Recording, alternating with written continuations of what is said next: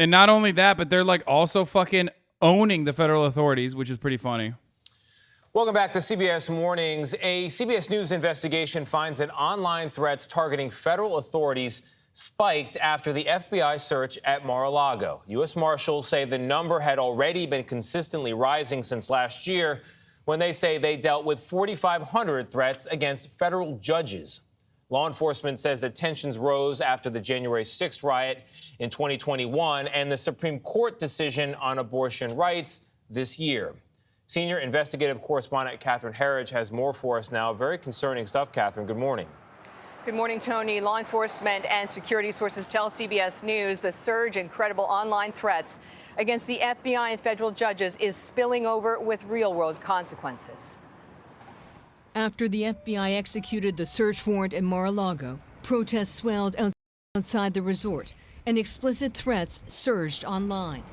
Was the search of Mar-a-Lago a tipping point? I believe so. As a cyber threat investigator, Simon, Dude, I've been literally covering the fucking TikTok Hog Talk shit. We should watch a little bit of Hog Talk after this. asked us not to use his last name for security reasons, searches online for domestic terror threats, sharing his findings with... He's searching online for domestic terrorist threats at what, Memory TV? What the fuck? federal law enforcement. We're seeing... It's just... Wait, what?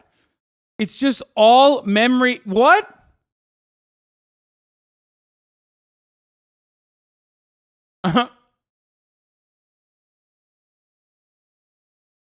That's funny. With federal law enforcement. We're seeing a major uptick in threats. Any public figure is a viable target for these people, and it knows no political affiliation. Simon and his team at the Washington-based research group Memory compiled this 90-page report, most content too graphic for broadcast. Some of the terms are FBI or scum, three-letter agencies need to be cleansed, eliminated, they'll die for treason. Yes. This is really serious language. We're seeing threats like this on a daily, hourly basis. There's a very real risk of law enforcement officers being hurt or killed as a result of these threats. Within days of the Mar-a-Lago search, authorities say... Is there, though? Is there, though? I mean, look, I want to take the threats seriously, and I think that they should. But, like, are they going to do anything? Probably not. I mean, hey, if you want to fucking arrest these motherfuckers for saying they want to kill FBI agents, go right ahead. That's great. I'm fond of that, okay? I like that. This is great. But, like, the Cincinnati FBI field office debacle shows that they're not exactly super smart. As a matter of fact, I'd go so far as to say, and I do mean this legitimately, the only time when they do have, like, a carefully crafted terror plot, it's usually because, like, some pedophile CI that the FBI put into that group is, like, giving them the exact fucking blueprint of how to conduct such a terror operation. It's like the only time when you have, like, a legitimate threat is when the FBI is like, here's what you have to do. Here's where you get the Tenorite. Here's where you get the guns. You know what I mean? It's like, I don't know.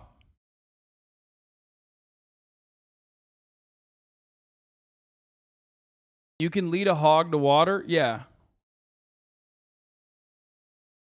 We all called bullshit on hogs being pussies and then January 6th happened. We all thought that never happened, but it totally did. I mean, but yeah, January 6th was a gigantic failure. What the fuck do you mean? So yeah, no, January 6th is exactly what I'm talking about. As far as like what happens when these hogs and hogalinas get together and decide to take matters in their own hands. You know what I mean? Like, no, that was like funny and a gigantic L for them, I think.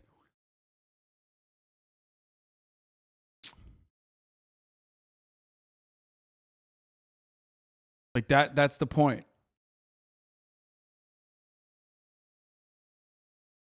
Like, what did they do? What the fuck did they do? They were like, oh yeah, we're gonna stop the American elections from being authorized, from those votes being certified. So they picked like they nitpicked like a random part that is like symbolic, okay? And they said that they were going to hang Mike Pence. And then what did they do? They fucking ran in, the ones that could at least. They ran in and they got their shit pushed. They ran in there and they took photos. They didn't even hang Mike Pence. One of them got shot in the fucking neck.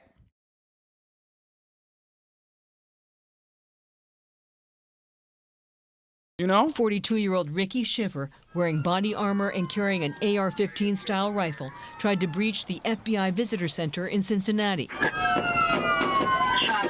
before he was killed in a standoff with authorities. Is the attack on the FBI in Cincinnati the new normal? I think so. I think it's moving in that direction. Threats now go beyond law enforcement to federal judges.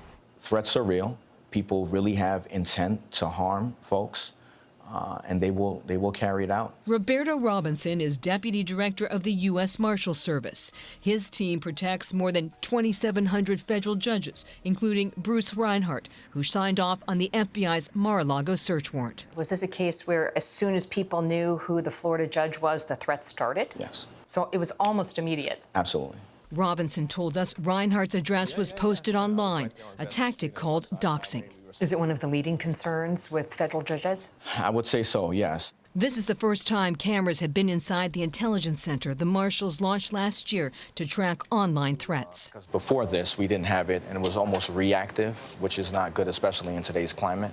So we have taken a proactive approach. In June, 26-year-old Nicholas Roski was charged with attempted murder after allegedly traveling to Supreme Court Justice Brett Kavanaugh's home with a Glock handgun, ammunition, and zip ties. He pleaded not guilty. There was a real risk of harm to Justice Kavanaugh. Absolutely, without a shadow of a doubt. We're thankful that we were in a strategic location in which we were able to stop anything before it happened. A madman who I believe was targeting me because of my position as a federal judge came to my house. 2 years ago, the son of a federal judge in New Jersey was murdered at her home.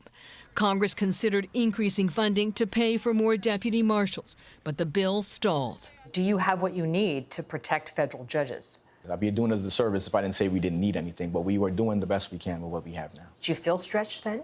We are pretty thin right now. We are trying to get academy classes through so we can bring on more deputy marshals, but we could definitely use more help, for sure. Given the already elevated threat, the Marshal Service told CBS News they often see an uptick in online chatter during elections, and the midterms are only 2 months away. Michelle. That they are an important story. Catherine, thank you.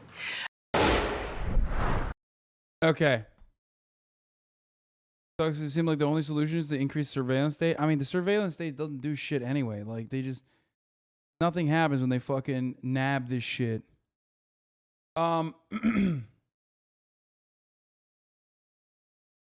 Yeah, I love the Democratic narrative being more cops, more. Yeah, that's always the narrative.